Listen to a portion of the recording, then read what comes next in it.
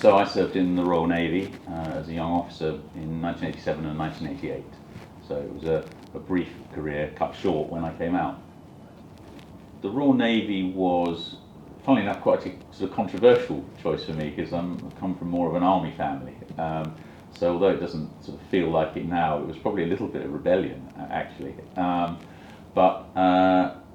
I had fallen in love with the sea, which sounds hopelessly romantic, I think, but nonetheless it was true. And although my career in the Navy came to a very sharp end, I've stayed deeply connected with the sea ever since. So I've sailed, I've raced yachts for years, and I've been an RNLI crewman for the last 20 years now. I just got my 20-year medal as an RNLI crewman. So I did think it was a bit ironic in the end that it took 20 years of service in the RNLI to get a medal rather than any time in the Royal Navy. But that's what the world was like back in the 80s.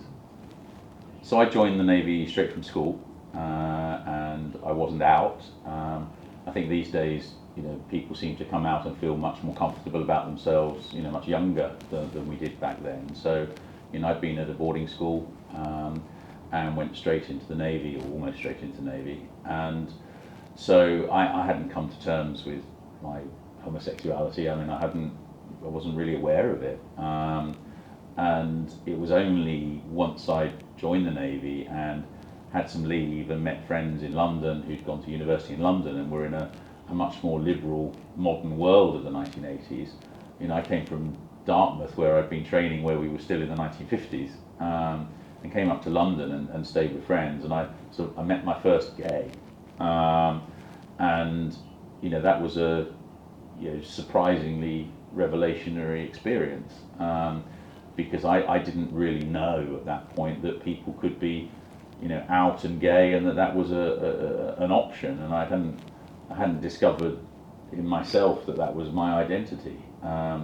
But that set in train several months of difficulty and personal discovery, all the time dealing with the fact that was something you had to keep intensely private and intensely personal, because I knew that it was something that wasn't compatible with the rules that the Navy had. So you're trying to deal with that personal thing. I hadn't come out to friends, hadn't come out to my family, I didn't know anyone else in the forces who was gay. So you were trying to find out what that meant about you and yourself in this weird secret world where you'd first visit a gay bar and cover your face with a newspaper because you were terrified that someone would see you going in or coming out, or that you'd be under surveillance. It was still the Cold War, so you had these layers of concern about security. Security was something that was talked about all the time in the forces, quite rightly, but you were really conscious that by being gay, that was putting you in conflict with those rules, and there was nothing you could do about it. There wasn't anyone to talk to about it. So there you are, 21 or whatever, and suddenly live in this weird, almost double life. You're meeting people who are gay and lying to them about being in the Navy because you can't possibly tell them that, and then you're meeting people in the Navy and lying about being gay because you can't possibly tell them that. And you're trying to deal with that in your own head when you're 21. It's kind of, your head starts exploding. So I was sacked. So I in the end, I came out. I couldn't manage these different strands of my head.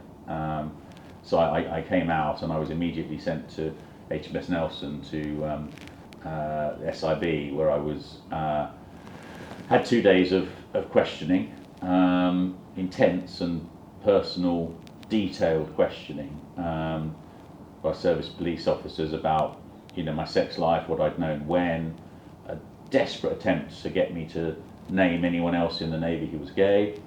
I had one very good friend in the Navy. I had several good friends in the Navy, but I had one particularly good friend in the Navy, and they were convinced that he must therefore be gay, which he isn't. But the amount of questioning about that friendship and that relationship was intense, because this was an opportunity for them to catch someone else, and that was very evident in the questioning that's what they were trying to do. The truth was, I didn't know anyone else in the forces who was gay at that time, so I couldn't lead them to anyone. But that was very much the strand of questioning that I faced. Incidentally, he was then investigated himself and told that continuing his friendship with me would be very damaging to his career. That's the world of the late 1980s. So, yeah, I was questioned and then sent away and suspended and left to try and figure out how to pick up the pieces of a life where I knew that the Navy, I refused to resign, I was asked to resign, refused to do that, but then went back and, my family didn't know, friends didn't know, I'm now suspended from the Navy. What do you do? There was no support, no welfare, nobody offered to help, no links to any service charities, as there would be now when someone loses their career in whatever circumstances. So you were just kind of chucked out on the scrap heap, and at 21, 22, that's pretty devastating. But being sacked meant I didn't know what to do for, a couple of years. I tried all sorts of jobs. Fortunately, eventually, I got offered a job as a researcher to a writer, and that led to a career in writing and journalism that followed. And I've managed to forge a new career in media. So I was lucky, but in the immediate aftermath, I had no idea. I was just wandering around London, lost. I couldn't go home and really explain to my family what had happened. That was really difficult. So I wandered around trying to be, estate agent. I worked at the Theatre Royal Haymarket for a while backstage, wandering around, not really sure what to do. Which from someone who, a couple of months earlier had been, flying along as a young naval officer, had passed out of Dartmouth and was, rocking and rolling. Suddenly, what do you do? And I was lucky. I found a new career. Lots of people didn't. For lots of people, particularly whose careers were much longer than mine, they'd already built their adult identity, and they were chucked on the scrap heap, and that's something that for some people has had lifelong consequences. So when I was sacked, I did briefly think about whether this was something I could talk to lawyers about or challenge, and I had a couple of informal conversations with lawyers about it, and they all said, no, that's the law is the law, and there wasn't anything you could do about it. So I ended the 1980s thinking there wasn't much that could happen, and started in the 90s building a career as a journalist, which I had some quite early luck in. So 91, 92, I was already making documentaries for Channel 4 and Thames Television. So I kind of quite quickly established a reputation in the media. And so when Don't Ask, Don't Tell in the US became a huge matter of controversy, which was President Clinton's original objective of lifting the ban, and then realising in the wake of resistance from the Pentagon he couldn't, and introducing this compromise that caused all sorts of problems. That was a huge story in the early 1990s. It was probably the most negative story about the early years of the Clinton administration. So here, working in media and having that background as having served and been sacked myself, very quickly people started to talk to me about whether or not this wasn't the time for the UK to look at the same situation. And so I got permission to write a book, which 2 years later or a year and a bit later came out. And so I researched the situation with lesbians and gay men in the forces here, of people who'd lost their jobs, of people who were still serving in secret. And then I found out what was happening in the US and some of our European allies and Australia and New Zealand as well. So, it was a kind of comprehensive piece of research. And although it kind of had a political objective, I suppose, which was to show that the ban didn't make any sense, it actually really isn't that much of a polemic, because there's so many of the stories which are so painful to read now. I mean, it reads like a piece of, well, I suppose it is a social history, but it actually reads like old history. It's difficult for people who are, in their 20s now to believe that this was the world that we lived in as recently as the mid-1990s. Well, funnily enough, I still love how it finishes, which if that's not, to read your own writing, but I wrote this in the end of 94, and it was published in May 1995, and this is the last paragraph, and I think this still means a great deal to me. I said, lesbians and gay men are determined to win the right, by judicial or political means, to serve openly in the British Armed Forces, alongside the many thousands of homosexuals who already do in secret. The Ministry of Defence still views the groups and individuals who are fighting for this right as anti-establishment. Perhaps in a different time and place, those desires would have been described as patriotism. watch this space. And those of us who campaigned in the 90s, when we got to have real meaty conversations with people who could influence it, we always said, you won't notice the difference. The reality is the people who want to serve in the armed forces want to serve in the armed forces.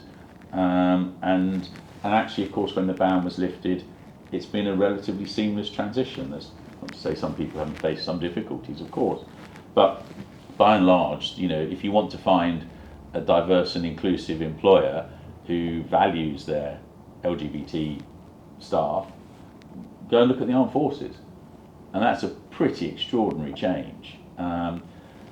But for those people who were damaged by 30, 40 years of this ban, knowing that life is better in the forces now doesn't do everything for them. It's great to see, but there are still people who've got huge scars, physical, emotional, and financial as a consequence of the ban. So, I think the independent review is a fantastic way, finally, for people to feel that their stories and the pain that they suffered has been heard. So review is really timely and it's really needed. I was very fortunate to be at an event where Johnny Mercer, then the Veterans Minister, apologised in person, and I cannot tell you how moving that was for so many people to actually hear the Ministry of Defence say, "I'm sorry, what happened to you shouldn't have happened." That was tremendous, but it's only one milestone in trying to repair the damage that happened to people who served their country, people who fought for their country, people who won medals for their country, and whose service was dismissed, who lost pensions, who lost homes, who lost family relationships that were never repaired. And although the court case brought some financial satisfaction to some people to somehow undo some of that damage, I think that there's still quite a big job to be done to restore confidence, self-respect, in some cases financially, the damage that was done to people because of a ban that was ultimately, let's be clear, illegal. I told my story. I used the online portal of the review to do that. It is quite an emotional thing to do. It asks detailed questions, and it does bring up memories, many of which you probably tucked away. So it's a big thing to do, and I understand that it's a big thing to do. But knowing that precisely what happened to me and my memories of what happened to me are now part of the independent review, that feels in itself like a weight lifted, because it's not a story I talk about a lot. It's a long time ago now, and knowing now that I've sat there, refreshed those memories and written those down, and that they're going to be part of a judge-led review into what happened, that feels like it was worth spending a couple of hours doing it. I'm really excited about the review for a much wider reason, which is it's showing government as being accountable. Government did something. Government did something that was very painful to me, and it was very painful to a lot of people. But you don't often see the government look at itself and try and understand what it got wrong and how it can make that good. And so I think there's something, obviously for the LGBT community who were damaged by this, it's tremendously important. Actually, I think the idea that the government is actually looking at itself and saying, what happened? What did we get wrong? How can we say sorry? How can we try and undo some of the damage that this ban did? Bodes really well. I think it's not something I've ever seen a government do before, and I think that's quite exciting.